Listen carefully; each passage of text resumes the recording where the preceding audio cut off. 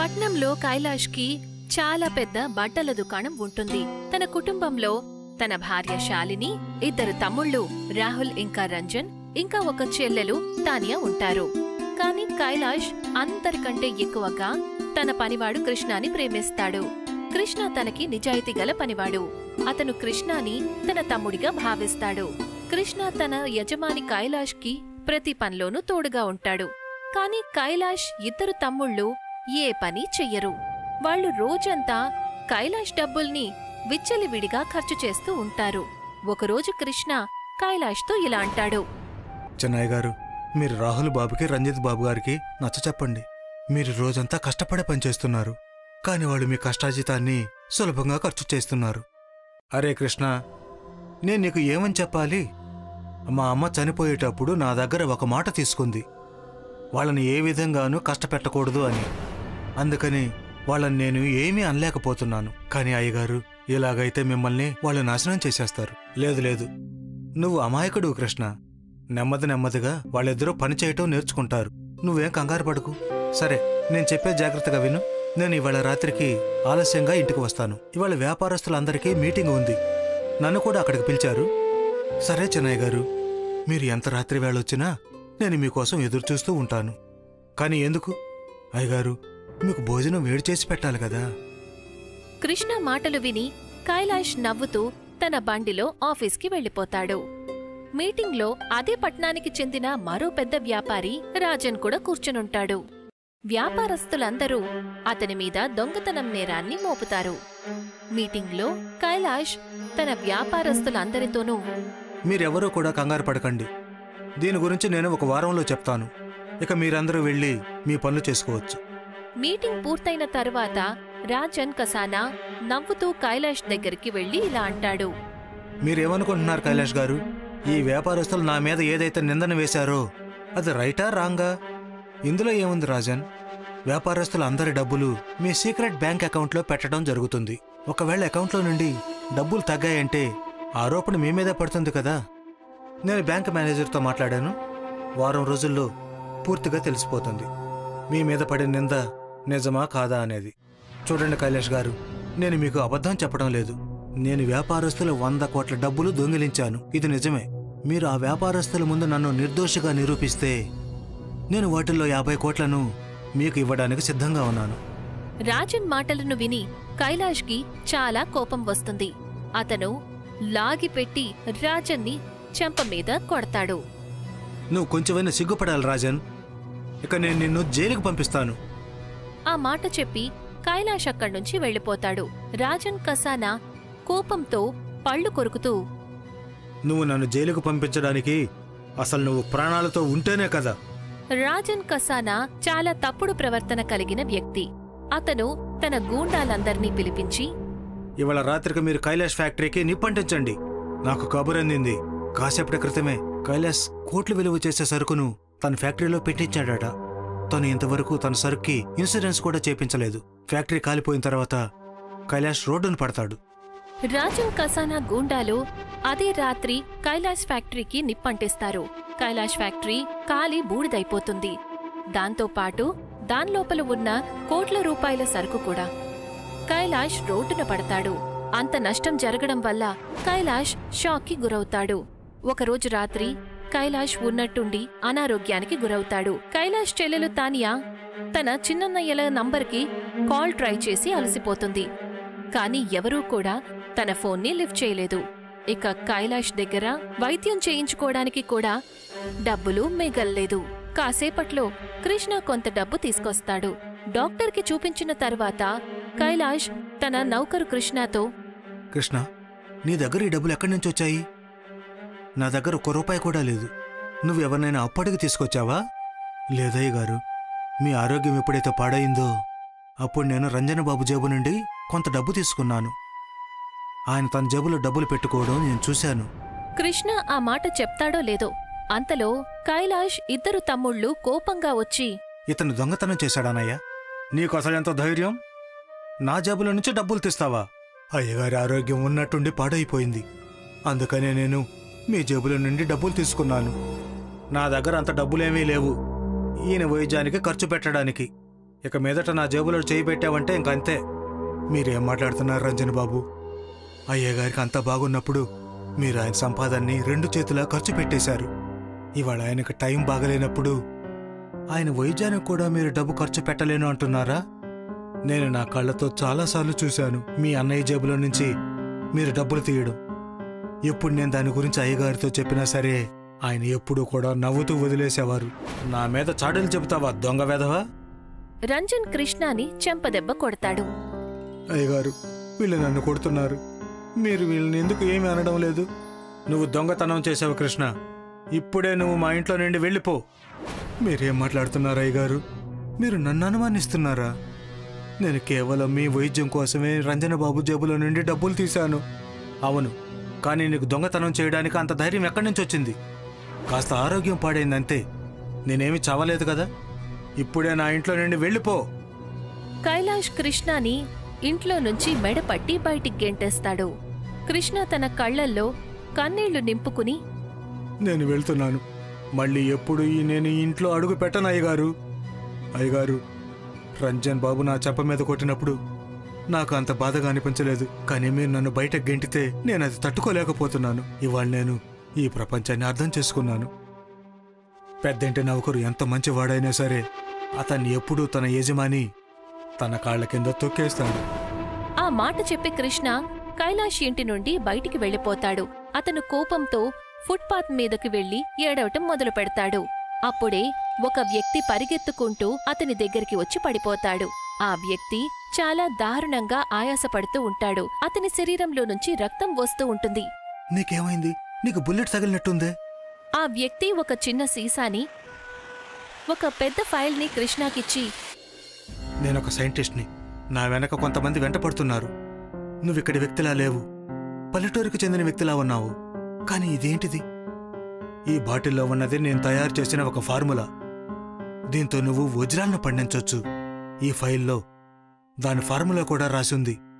అంతలో కొంతమంది చేతిలో తుపాకీ పట్టుకుని కృష్ణ దగ్గరికి పరిగెత్తుకుంటూ వస్తారు.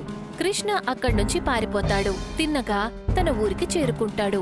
కృష్ణకి కొంచెంగా పంట భూమి ఉంటుంది. కృష్ణ తన పొలంలో పనస విత్తనాలను వేస్తాడు. అతను ఆ వ్యక్తి చెప్పిన దాని ప్రకారం సీసాలో ఉన్న కెమికల్ని పంట మీద చల్లుతాడు. అప్పుడతని కళ్ల ముందే ఒక చమత్కారం జరుగుతుంది.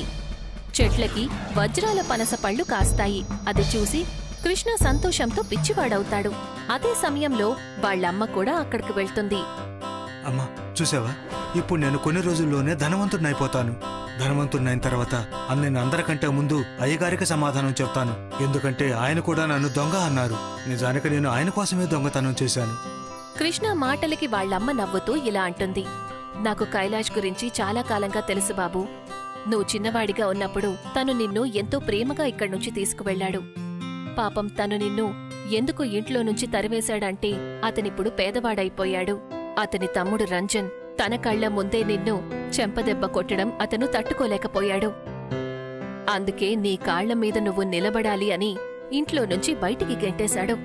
తన తల్లి మాటల్ని విని కృష్ణ ఆలోచనలో పడతాడు. ఇప్పుడు నాకు అర్థమైందమ్మా. నేను వచ్చేసేటప్పుడు అయ్యగారు ఎందుకు ఏడ్చారో. నువ్వేం బాధపడకు, నేనంతా సరిచేస్తాను. కృష్ణ ఆ వజ్రాలన్నిటినీ కూడా అమ్మేస్తాడు. ఆ తర్వాత చాలా ధనవంతుడవుతాడు. కాని ఎప్పుడైతే అతను కైలాష్ ఇంటికి వెళ్తాడో అప్పుడక్కడికి తెలుస్తుంది కైలాష్ భార్య చనిపోయిందని. ఇక కైలాష్ తమ్ముళ్ళు తనని మెడపట్టి ఇంట్లో నుంచి గెంటేశారు అని, కైలాష్ ఇల్లు కూడా అమ్మేశారు అని. కృష్ణ ఊరంతా కూడా కైలాష్ ఇంకా తాన్యా కోసం వెతకడం మొదలు పెడతాడు.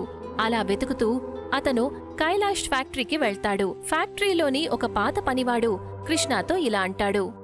కైలాష్ అయ్యగారికి చాలా అన్యాయం జరిగింది. నువ్వు రావడానికి చాలా ఆలస్యం చేశావు. నాకు ఎలాగైనా సరే కేవలం ఒక్కసారి అయ్యగారి గురించి తెలిస్తే చాలు. తెలుసా కృష్ణ, నేను నా జీవితంలో కైలాష్ సార్ లాంటి నిజాయితీ గల వ్యక్తిని చూడలేదు. నిజమేంటంటే కృష్ణ, కైలాష్ సార్ ఫ్యాక్టరీకి నిప్పు అంటుకోలేదు, నిప్పును అంటించారు. నువ్వేం మాట్లాడుతున్నావు? నేను నిజమే చెబుతున్నాను కృష్ణ. అది ఎవరో కాదు, రాజన్ కసానే అంటించాడు. కానీ నాకొక విషయం అర్థం కావడం లేదు. అసలు ఫ్యాక్టరీకి నిప్పు అంటించడంలో అతను ఎలా విజయం సాధించాడు? నాకేం అర్థం కావడం లేదు. ఎందుకంటే కైలాష్ గారు తన ఫ్యాక్టరీలో ఎటువంటి గ్యాడ్జెట్ పెట్టించారు అంటే ఫ్యాక్టరీలో ఎవరైనా స్మోకింగ్ చేసినా కూడా వెంటనే సైరన్ మోగుతుంది. కానీ ఆ రోజు రాత్రి మోగలేదు. భగవంతుడు రాజన్ కసానాని ఎప్పటికే క్షమించడు. ఆ మాట చెప్పి ఆ కూలివాడు అక్కడ్నుంచి వెళ్ళిపోతాడు. కాని కృష్ణ వెతకడం మాత్రం మానలేదు. ఒకరోజు కృష్ణ తన కార్లో కైలాష్ కోసం వెతుకుతూ ఉంటాడు. అప్పుడే అతని దృష్టి రంజన్ ఇంకా రాహుల్ మీద పడుతుంది. వాళ్ళిద్దరూ కైలాష్ అతిపెద్ద శత్రువు రాజన్ కసానాతో పాటు కార్లో వెళ్తూ ఉంటారు. కృష్ణ వాళ్ల కార్ని వెంబడిస్తూ వాళ్ల ఆఫీస్కి చేరుకుంటారు. దొంగచాటుగా వాళ్ల మాటల్ని వింటాడు. రంజన్ ఇంకా రాహుల్ రాజన్ కసానాతో మాట్లాడుతూ ఉంటారు. మిమ్మల్ని మెచ్చుకొని తీరాల్సిందే రాజన్ గారు. మీరు అన్నయ్య ఫ్యాక్టరీకి నిప్పంటించారు. దాని గురించి అన్నయ్యకి ఏమీ తెలియలేదు. అక్కడి నిప్పుని మీరే అంటించారు అని. కైలాష్కైతే ఈ విషయం కూడా తెలియదు కదా. తన ఫ్యాక్టరీలో నిప్పంటించడానికి సాయం చేసింది తన సొంత తమ్ముళ్ళు అని. 50 కోట్ల డబ్బు కోసం సొంత తమ్ముడు కూడా తన అన్నయ్యని చంపిస్తాడు. పైగా కైలాష్ మా ఇద్దరికి సవత అన్నయ్య కదా. అప్పుడే కృష్ణ వాళ్ల ముగ్గురు ముందుకి వెళ్లి నిలబడతాడు. వాళ్ళు ముగ్గురు కృష్ణని చూసి ఎంతగానో కంగారు పడతారు. కృష్ణ, నువ్వు ఈ ఖరీదైన బట్టలు ఎలా వేసుకున్నావు? నువ్వెక్కడైనా దొంగిలించావా ఏంటి? దొంగిలించి కాదు రంజన్ బాబు, నేను నా కష్టార్థంతో సంపాదించాను. కష్టం అంటే మీ ఇద్దరికేం తెలుస్తుంది? మీరిద్దరూ మీ అన్నయ్య సంపాదించిన డబ్బును 2 చేతుల నాశనం చేశారు. అయినా మీరిద్దరూ ఇంత నీచానికి దిగజారుతారని నేను కలలో కూడా ఊహించలేదు. సొంత అన్నయ్య కూడా తన తమ్ముళ్ళ గురించి ఇంతగా ఆలోచించడు. కానీ అయ్యగారు మీ ఇద్దరి సవత తమ్ముళ్ళ కోసం చేశాడు. అయితే నువ్వెందుకు మా క్లాస్ పీగుతున్నావు? ఇప్పుడు మీరు నాకు మర్యాదగా ఈ విషయం చెప్పండి. అయ్యగారు ఎక్కడున్నారు? ఆయన ఎక్కడున్నాడో మాకు తెలియదు. వెతకాలనుకుంటే ఏదైనా గుడి దగ్గర వెళ్ళి వెతుకు చూడు. అన్నా చెల్లెళ్ళిద్దరూ ఎక్కడ అడుక్కుంటూ ఉంటారు. మీరిద్దరిని నేను ఏం తలుచుకున్నా కూడా ఏం చేయలేను. ఎందుకంటే అయ్యగారు మీ ఇద్దరిని ఎంతో ప్రేమిస్తున్నారు. మీరిద్దరు చేసిన దానికి ఆ భగవంతుడే మీ ఇద్దరిని శిక్షిస్తాడు. కానీ రాజన్ కసానా, ఏ రోజైతే నాకు అయ్యగారు కనిపిస్తారో ఆ రోజే నేను నీకు శిక్ష విధిస్తాను. ఆ మాట చెప్పి కృష్ణ కోపంగా బయటికి వెళ్ళిపోతాడు. కృష్ణ పిచ్చివాడ్లాగా కైలాష్ కోసం వెతుకుతూనే ఉంటాడు. కొన్ని నెలల తరువాత కృష్ణ ఒక గుడికి వెళ్తాడు. తను చూసేసరికి కైలాష్ ఇంకా తన చెల్లెలు తానియా గుడి బయట కూర్చుని ఉంటారు. అది చూసి కృష్ణ కళ్లల్లో కన్నీళ్లు వస్తాయి. అతను పరిగెత్తుకుంటూ కైలాష్ దగ్గరికి వెళ్తాడు. నేనొచ్చానయ్య గారు, నన్ను క్షమించండి. నేను మీ చెంపదబ్బని అర్థం చేసుకోలేకపోయాను. నేను మిమ్మల్ని తప్పుగా అర్థం చేసుకున్నాను. కృష్ణని ధనవంతుడిగా చూసి కైలాష్ కళ్లల్లో ఆనంద బాష్పాలు వస్తాయి. తానియాకి కూడా. నువ్వు వెళ్ళిన తర్వాత నా భార్య కూడా నన్ను వదిలి వెళ్ళిపోయింది కృష్ణ. నాకు కొన్ని రోజుల క్రితమే తెలిసింది నా ఫ్యాక్టరీకి నిప్పు నా తమ్ముళ్లే పెట్టించారు అని. ఇక భగవంతుడు వాళ్ళిద్దరికీ శిక్షణ కూడా విధించాడు. మొన్ననే వాళ్ళిద్దరూ ఒక రోడ్ యాక్సిడెంట్లో చనిపోయారు. బహుశా మీకు పూర్తి విషయం తెలియదనుకుంటానయ్య గారు. ఈ ఆటలో అసలైన సూత్రధారి రాజన్ కసానా. అతనే రంజన్, రాహుల్ బాబుని తప్పుదారి పట్టించారు. వాళ్ళిద్దరికీ 50 కోట్లు ఇస్తానని ఆశ చూపించి ఫ్యాక్టరీకి నిప్పి పెట్టించాడు. అసలు నేరస్తుడు రాజన్ కసానా. అప్పుడే కైలాష్ కళ్ళు తిరిగి నేల మీద పడిపోతాడు. అది చూసి కృష్ణ ఇంకా తానియా ఎంతగానో కంగారు పడతారు. మీరేం కంగారు పడకండి అయ్యగారు. నేను ఇప్పుడే ఈ క్షణమే మిమ్మల్ని హాస్పిటల్కు తీసుకుని వెళ్తాను. లేదు కృష్ణ, లేదు. నువ్వు సరైన సమయానికే వచ్చావు.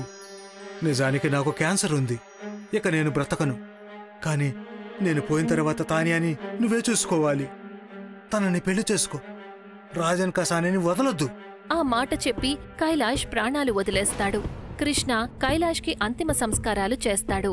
అదే రోజు తానియాని కూడా పెళ్లి చేసుకుంటాడు. కృష్ణ ఇప్పుడు చాలా ధనవంతుడవుతాడు. కృష్ణ సరిగ్గా రాజన్ కసానాలాగే తన ఫ్యాక్టరీకి నిప్పంటిస్తాడు. రాజన్ కసానా కూడా రోడ్డున పడతాడు. కాని అతను ఆ షాక్ ని తట్టుకోలేకపోతాడు. అతను పిచ్చివాడవుతాడు. కొన్ని రోజుల తర్వాత కృష్ణ తన భార్య తానియాని తీసుకుని ఊరికి వెళ్ళిపోతాడు. అక్కడ ఒక బంగ్లా కట్టుకుని ఉంటాడు. కృష్ణ ఇవాల్టికి వజ్రాలనే పండిస్తూ ఉంటాడు. ఆగ్రాలో పండ్లు అమ్మే వ్యాపారులు రాధేలాల్ ఇంకా శ్యామ్లాల్ వస్తారు. వాళ్ళిద్దరూ ఆగ్రాలోని మార్కెట్కి వెళ్తారు. అక్కడికి వెళ్ళి ఫలాల ధరలు కనుక్కుంటూ ఉంటారు. మామిడి పండ్లు కిలో ఎంత? కిలో 100 రూపాయలన్నా. మరి పపాయ ఎంతకిస్తావు? పపాయ కిలో 50 రూపాయలన్నా. మీ దగ్గర ద్రాక్ష ఉన్నాయా? ద్రాక్ష అయితే లేదు. ఈ బజార్ మొత్తంలో మీకు ద్రాక్ష అయితే దొరకదు. అవును, మేము కూడా షాపులంతా వెతికాము, కానీ ద్రాక్ష ఎక్కడ దొరకలేదు. ఇప్పుడు ద్రాక్ష సీజన్ కూడా మొదలైంది కదా. మీకు ఈ గ్రామంలోని అన్ని పండ్లు దొరుకుతాయి, కానీ ద్రాక్ష మాత్రం ఎంత వెతికినా దొరకదు. కానీ ఎందుకు దొరకదు? ద్రాక్ష అంత కాస్ట్లీ ఏం కాదు కదా. ఈ గ్రామంలోని ఎవరో ద్రాక్ష అస్సలమ్మరు, ఇంకా ఎవరో కొనుక్కోరు కూడా. రాధేలాల్ శ్యామ్లాల్ వైపు చూస్తాడు. ఇంకా అక్కడి నుంచి వెళ్దాము అని చెప్తాడు. రాధేలాల్ ఇంకా శ్యామ్లాల్ కాస్త దూరం వెళ్తారు. అన్నా, మనకిదే మంచి అవకాశం. ఈ గ్రామంలోని ఎవరు ద్రాక్ష అమ్మరు. ఒకవేళ మనం ఇక్కడ ద్రాక్ష అమ్మితే మనకి చాలా లాభం వస్తుంది. సరిగ్గా చెప్పావు నువ్వు. అన్ని పండ్లు అన్ని దుకాణాల్లో కూడా దొరుకుతూ ఉన్నాయి, కానీ ఒక్క ద్రాక్షాలు మాత్రమే ఎక్కడ వెతికినా అస్సలు దొరకడం లేదు. ఒకవేళ మనం మన ద్రాక్షను పొలాల్లో పండిస్తే ఎలా ఉంటుంది? తక్కువ సమయంలోనే ఎక్కువ లాభం. మంచి పనులకు ఆలస్యం ఎందుకు? ఇప్పుడే మొదలు పెడదాం. రాధేలాల్ ఇంకా శ్యామ్లాల్ గ్రామంలోని జమీందార్ దగ్గరికి వెళ్తారు. జమీందార్ గారు, మేము పండ్ల వ్యాపారులం. ఇప్పుడే మీ గ్రామంలోకి వచ్చాము. మాకు ఒక తోట కావాలి. అదంతా సరేలే, కానీ మీరు ఆ తోటలోని ఏ పండ్లు పండిస్తారు అదైనా చెప్పండి. అదంతా మేము మీకు చెప్పలేము, కానీ ఇది మాత్రం చెప్పగలం. బజార్లోని ఏ పండ్లయితే ఇక్కడ అస్సలు దొరకవో మేము ఆ పండ్లను పండించి బజార్లో అమ్ముతాం. కానీ దానికి ఏదో ఒక పేరైతే ఉంటుంది కదా. ఆ పేరు తెలుసుకోకుండా నేను నా భూమిని మీకెలా ఇస్తాను? పండు పేరు తెలుసుకొని మీరు భూమి ఇవ్వటంలో అర్థమేముంది? మీరు మాకు కాస్త మీ పొలాన్ని ఇవ్వండి చాలు. ఒకవేళ మీరు పండించిన పంట అమ్ముడుపోకపోతే, మీరు నాకు ప్రతి నెల నా భూమికి రెంట్ కట్టకపోతే మరి? దాని గురించి మీరు కంగారు పడకండి. ఒకవేళ పంట అమ్ముడుపోకపోయినా మా జేబులో నుంచి మేము డబ్బులు తీసి మీకు ఇచ్చేస్తాము. అయితే ఇక మీ ఇష్టం. రండి, నేను మీకు మా భూమిని చూపిస్తాను. జమీందార్ రాధేలాల్ ఇంకా శ్యామ్లాల్కి ఒక భూమిని చూపిస్తాడు. ఇద్దరికీ ఆ భూమి బాగా నచ్చుతుంది. ఇంకా వాళ్ళిద్దరూ ఆ భూమిని దున్నడం మొదలు పెడతారు. శ్యామ్లాల్ నర్సరీ నుంచి ద్రాక్ష యొక్క చాలా బీజాలు తీసుకుని వస్తాడు. ఇద్దరు అన్నదమ్ములు కలిసి ఆ విత్తనాలని పంట మొత్తంలో నాటుతారు. అన్నా, మొక్కలు నాటే పని అయితే అయిపోయింది. ఇప్పుడు వీటిని జాగ్రత్తగా చూసుకుంటూ వీటికి నీళ్లు పోస్తూ ఉండాలి. అప్పుడే పంట చేతికొస్తుంది. చూస్తూ చూస్తూనే ద్రాక్ష చెట్లు పెరిగి పెద్దగా అవుతూ ఉంటాయి. ఆ చెట్లకి ద్రాక్ష పండ్లు కూడా కాసి ఉంటాయి. అవి చాలా ఎక్కువగా కాసి ఉంటాయి. చూడన్నా, మన కష్టం ఫలించింది. అవునవును, మనం ఈ ద్రాక్షల్ని బజార్లో అమ్మేద్దాం. ఇంకా బజార్లోని ద్రాక్ష పళ్ళ పెద్ద దుకాణాన్ని తెరిచేద్దాము. రాధేలాల్ ఇంకా శ్యామ్లాల్ పొలంలో నుండి ఇంటి వైపుకు వెళ్తూ ఉంటారు. అప్పుడే వాళ్ళకి దారిలో సర్పంచ్ కనిపిస్తాడు. చెప్పండి సర్పంచ్ గారు, ఏంటి విశేషాలు? ఇంకేం విశేషాలుంటాయి? 6 నెలలు గడిచింది. మీరు ఇప్పటి వరకు కూడా ఒక్క నెల కిరాయి కూడా మాకు ఇవ్వలేదు. నాకు నా భూమి కిరాయి మొత్తం కావాలి. సర్పంచ్ గారు, మీరు కంగారు పడకండి. మీ భూమి మాకు చాలా లాభం వచ్చేలాగా చేసింది. మేము పండించిన పంట చాలా బాగా పండిందండి. మేము వాటిని మార్కెట్లో అమ్మేసి 6 నెలల కిరాయి మేము ఒక్కసారి ఇచ్చేస్తాము. ఇంకొక నెల ఎదురు చూడండి చాలు, మీ కిరాయి మీకు ఇచ్చేస్తాము. సరే, నేను ఇంకొక నెల వరకు ఎదురు చూస్తాను. కానీ ఆ తర్వాత మీరు ఎలాంటి సాకులు చెప్పొద్దు. అలాంటి పరిస్థితి అసలు రాదు. 1 నెల తర్వాత మేమే స్వయంగా డబ్బులు తీసుకొని మీ దగ్గరకు వస్తాం. రాధేలాల్ ఇంకా శ్యామ్లాల్ ఇంటికి వెళ్ళిపోతారు. మరుసటి రోజు రాధేలాల్ ఇంకా శ్యామ్లాల్ వాళ్ళు పండించిన ద్రాక్ష పండ్లని తెంచుతూ ఉంటారు. రాధేలాల్ ఇంకా శ్యామ్లాల్ ఇద్దరు పండ్లని తెంచుకుని బజారు వైపుకు వెళ్తూ ఉంటారు. అక్కడే మిగతా పండ్ల దుకాణాల వాళ్ళ పక్కనే నిలబడి ద్రాక్ష పండ్ల బండి పెట్టుకుని ఉంటారు. తీసుకోండమ్మా, తీసుకోండి. తాజా తాజా ద్రాక్ష పళ్ళు. అన్న, కిలో ద్రాక్ష ఎంత? 100 రూపాయల కిలో. కస్టమర్లు ద్రాక్ష పండ్లు తీసుకుని ఇంటికి వెళ్ళిపోతూ ఉంటారు. రాధేలాల్ ఇంకా శ్యామ్లాల్ మిగతా కస్టమర్లకు ద్రాక్ష పండ్లు అమ్ముతూ ఉంటారు. అప్పుడే అక్కడికి మొదటి కస్టమర్ అరుస్తూ వస్తుంది. అరే అరే, వీళ్ళైతే మోసగాళ్ళు. వీళ్ళు నాకు అమ్మిన ద్రాక్ష పండ్లలా కాగా ఇనుపరాళ్లలాగా ఎక్కువగా ఉన్నాయి. కస్టమర్ చెప్పిన మాటలు విని రాధేలాల్ ఇంకా శ్యామ్లాల్ ఆశ్చర్యపోతారు. ఇనుప ద్రాక్షాలా? నీకేమీ పిచ్చి పట్టలేదు కదా? రాధేలాల్ ఆ మహిళ మాటలు విని ఒక ద్రాక్ష పండు నోట్లో పెట్టుకుంటాడు. అతని పండ్లతో కొరకడానికి ప్రయత్నిస్తే అతని పళ్ళకి బాగా నొప్పి వస్తుంది. అన్నా, ఇది నిజంగానే ఇనుము ద్రాక్ష. రాధేలాల్ నోట్లో నుండి ఆ మాట విన్న వెంటనే అందరూ కస్టమర్లు అక్కడి నుంచి వెళ్ళిపోతారు. ఇప్పుడు ఏం చేద్దాం? ఏమో చూడాలి ఇక ముందు ఏం జరుగుతుందో.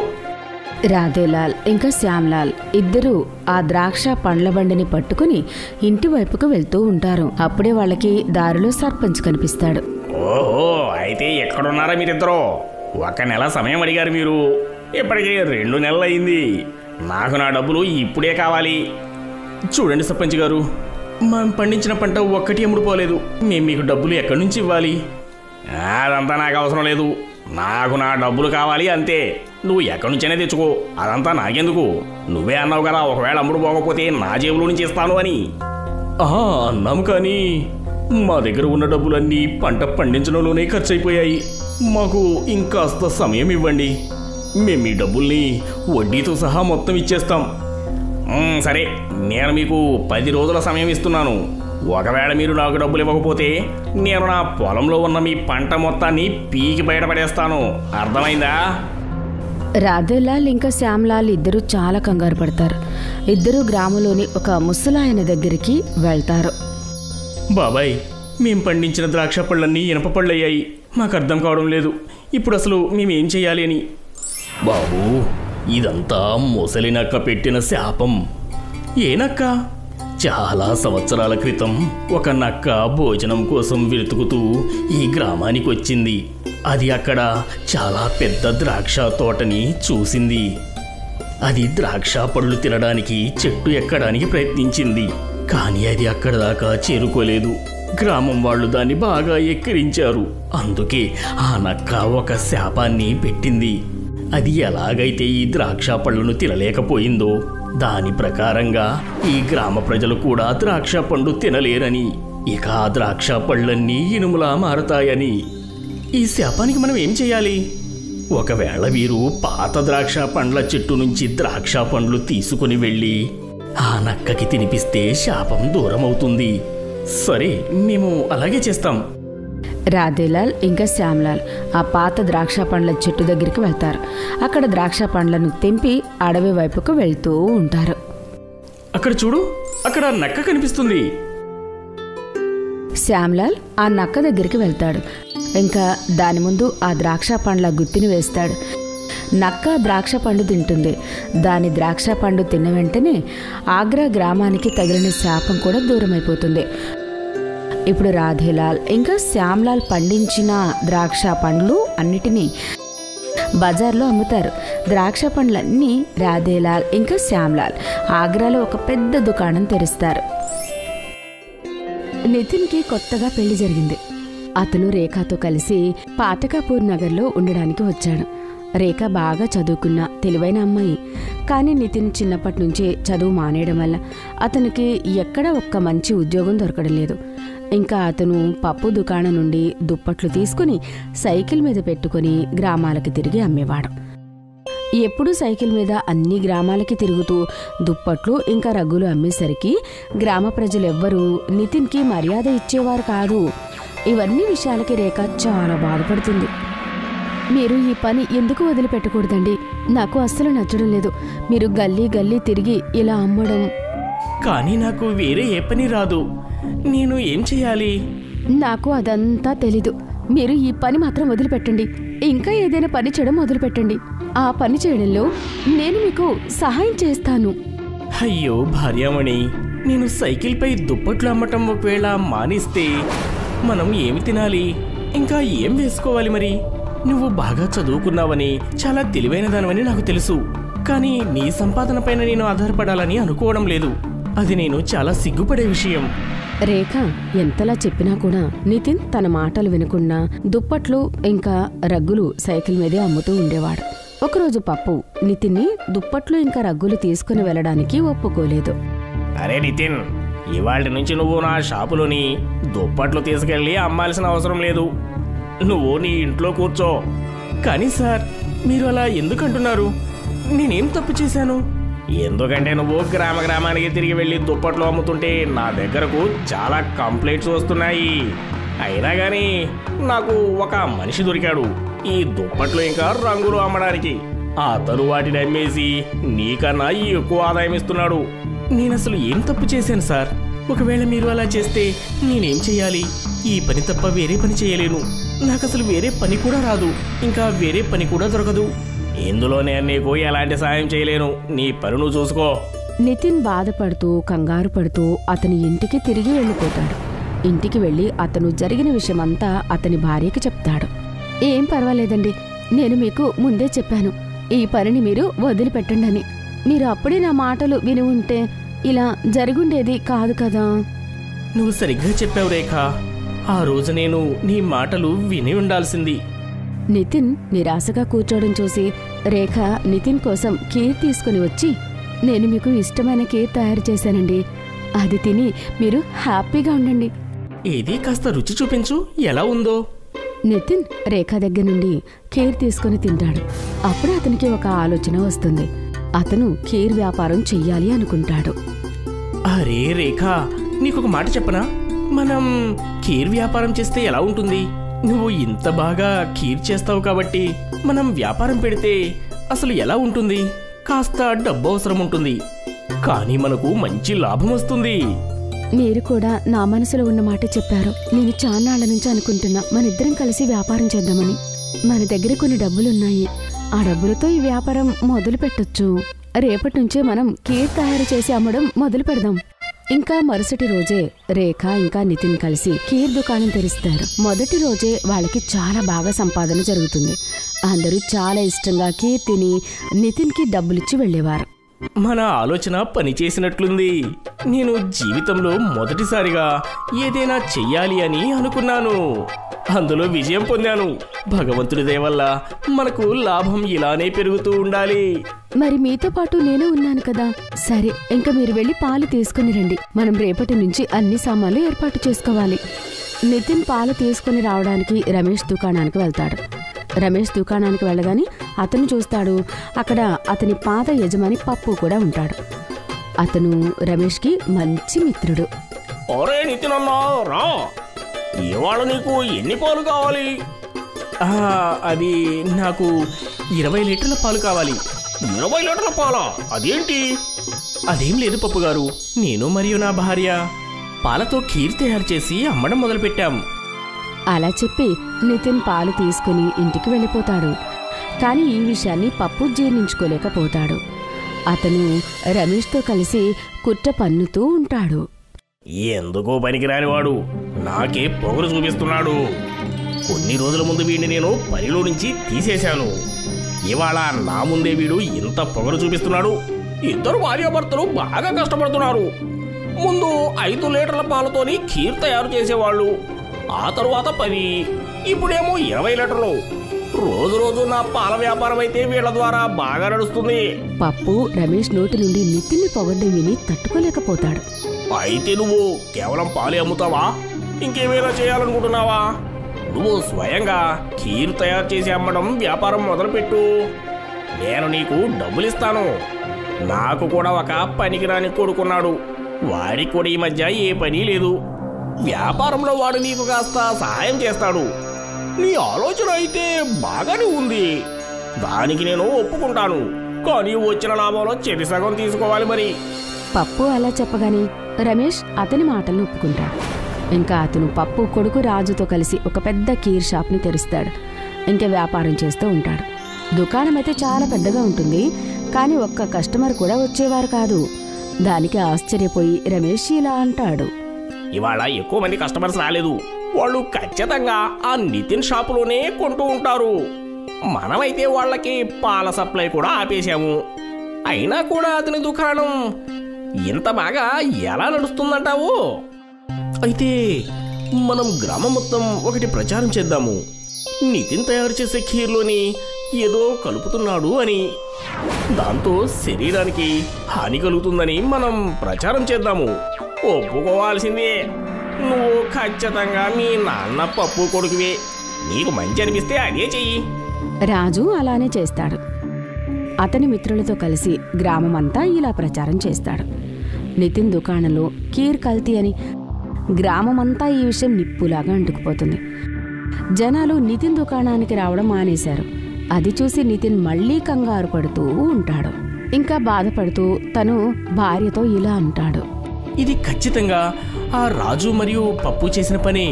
వాళ్ళకి రమేష్ అన్న కూడా సహాయం చేస్తున్నాడు, ఎందుకంటే వాళ్ళకి అక్కడి నుంచి లాభం వస్తుంది. మన కస్టమర్లు మన చేయి దాటిపోయారండి.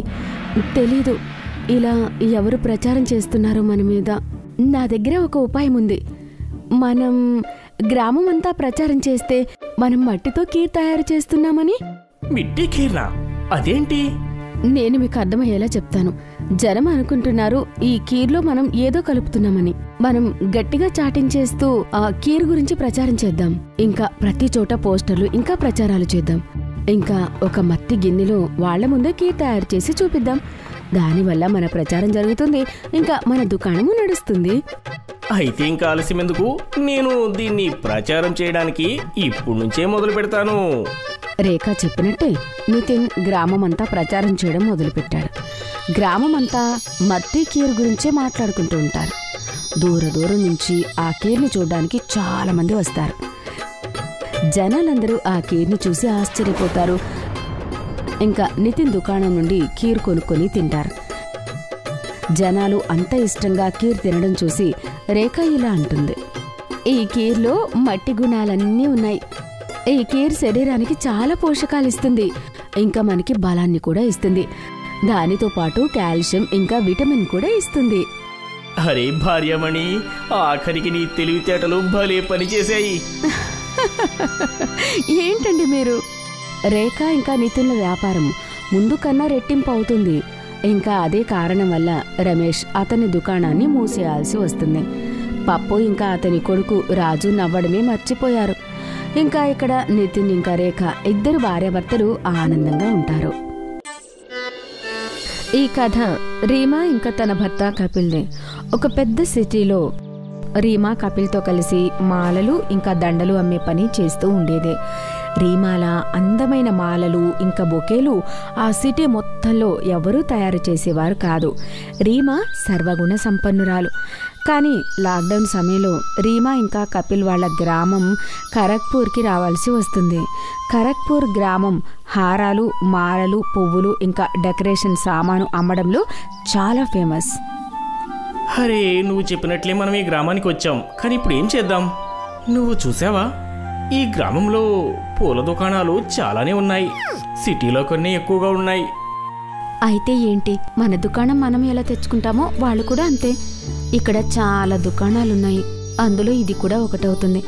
వ్యాపారం గుణం వల్ల నడుస్తుంది, దుకాణాల వల్ల కాదు. రీమా చెప్పిన వెంటనే మరుసటి రోజు కపిల్ అన్ని ఏర్పాట్లు చేసి వాళ్ళ పూల దుకాణం తెరుస్తారు. అరే చూడండి, కపిల్ వాళ్ళ భార్య కొత్తగా వచ్చింది గ్రామానికి. ఇంకా రాగానే కల్లోల మొదలుపెట్టింది. తను రానివ్వు 1-2 రోజుల చుట్టం మాత్రమే, ఇంకెన్ని రోజులుంటుందిలే ఇక్కడ. వేరే పూల వాళ్ళ మాటలు విని రీమా ఇంకా కపిల్ బాధపడతారు. కానీ ధైర్యం కోల్పోకుండా వాళ్ళు వాళ్ళ దుకాణం తెరిచి ఉంచుతారు. ఇంకా మొదటి రోజే వాళ్లకు చాలా లాభం వస్తుంది. చూసారా, నేను చెప్పాను కదా, దుకాణం గుణం వల్లే నడుస్తుందని. మంచిదా లేక పెద్ద దుకాణం అని కాదు. ఒప్పుకుంటాను నేను, నువ్వు చెప్పిన మాటలన్నీ నిజమవుతాయి. రీమా ఇంకా కపిల్ చాలా ఆనందంగా ఉంటారు. కానీ వాళ్ళు ఆనందంగా ఉండడం వల్ల వేరే దుకాణం వాళ్ళు తట్టుకోలేకపోతారు. అరే భార్యాభర్తలిద్దరూ నిన్నే వచ్చారు, వీళ్ళు ఇలానే ఉంటే మన వ్యాపారం అంతా నాశనం అవుతుంది.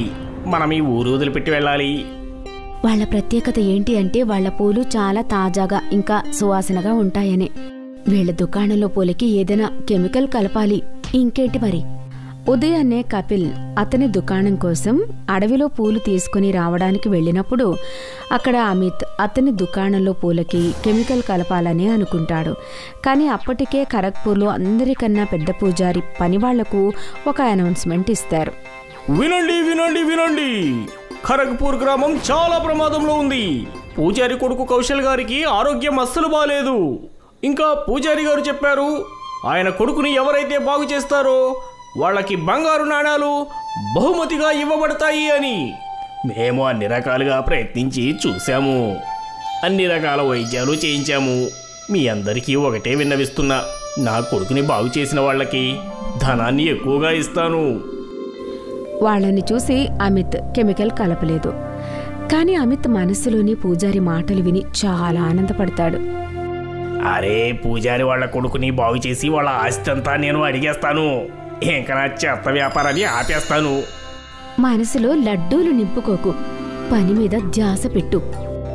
అదే సమయంలో కపిల్ అడవికి తాజా తాజా పూలు తెంపడానికి వెళ్తాడు. ఇవాళ అడవి మధ్యలోకి వెళ్ళి చూస్తాను. అక్కడ పూలు అన్నిటికన్నా బాగా దొరుకుతాయి. ఇంకా రీమా కోసం కొన్ని మల్లెపూలు కూడా తీసుకుని వెళ్తాను. కపిల్ అడవి లోపలికి వెళ్ళగానే అక్కడ అతను చూస్తాడు. ఒక ముసలి జ్యోతిష్యుడు చలితో వణికిపోతూ ఉంటాడు. కాపాడండి, కాపాడండి, లేకపోతే నేను చలికి చచ్చిపోయేలా ఉన్నాను. అరే ఈయనకి జ్వరంగా ఉన్నట్టుంది. కాపాడు, నన్ను ఇక్కడి నుంచి తీసుకుని వెళ్ళు. పదండి నాతో పాటు, లేకపోతే మీ ఆరోగ్యం ఇంకా పాడవుతుంది. ఒకవేళ నువ్వు నన్ను కాపాడాలంటే వెళ్ళి మాయా గులాబీ పండు తీసుకునిరా. గులాబీ పండా? అదెలా ఉంటుంది? ఇది ఒక మాయా గులాబీ చెట్టు. కేవలం ఒక్కసారే పూస్తుంది. ఆ సమయంలో నువ్వు ఆ పండుని కొయ్యవచ్చు. ఇంకా అనారోగ్యంగా ఉన్న ఎవరికైనా తినిపించవచ్చు.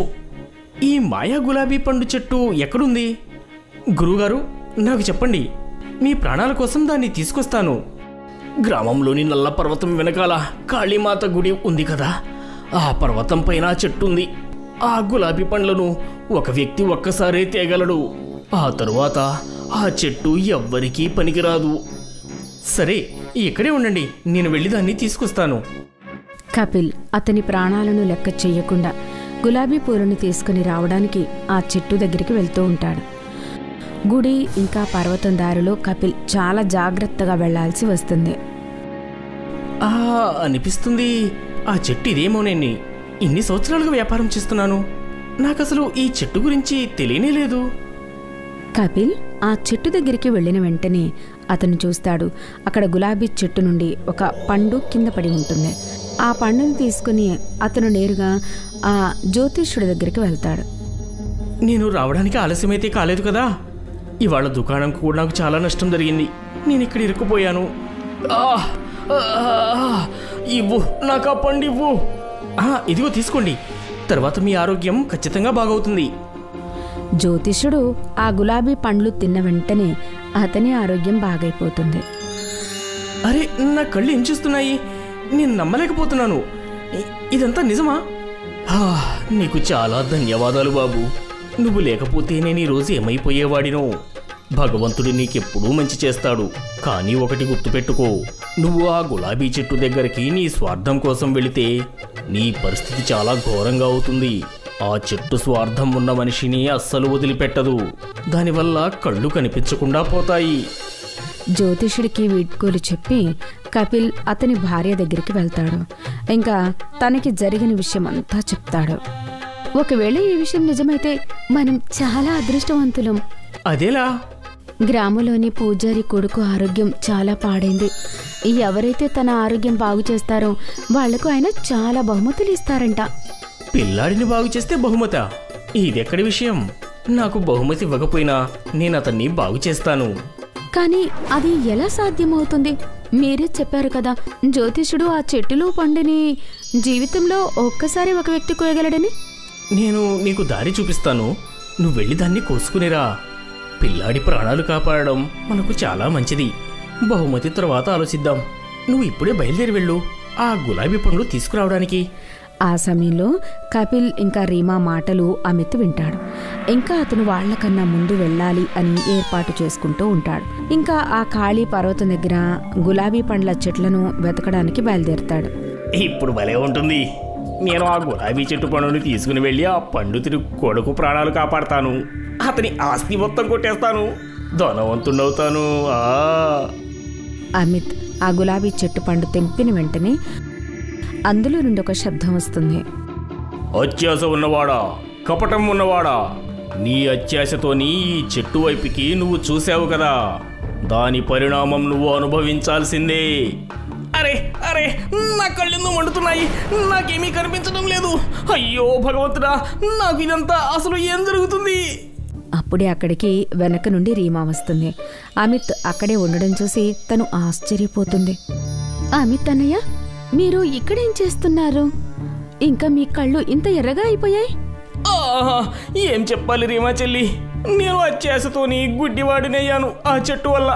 రీమా తన్ని చూసిన తర్వాత చెట్టులో నుండి గులాబీ పండుని తెంపుతుంది. ఇంకా ఆ పండుని అమిత్కి తినిపిస్తుంది. ఆ గులాబీ పండ్లు తిన్న వెంటనే అమిత్ కళ్ళు బాగా అయిపోతాయి. నాకు కనిపిస్తుంది, ఆహా నాకు కనిపిస్తుంది. రీమా చెల్లి, నేను నీ సహాయం ఎప్పటికీ మర్చిపోను. మీరు ఆ బాబుని కాపాడండి. నన్ను కాపాడి నాకు చాలా పెద్ద ఉపకారం చేశారు. ఇదిగో తీసుకోండి ఆ పండు. వెళ్ళి ఆ బిడ్డని కాపాడండి. మీ దగ్గరికి ఈ పండు ఎలా వచ్చింది?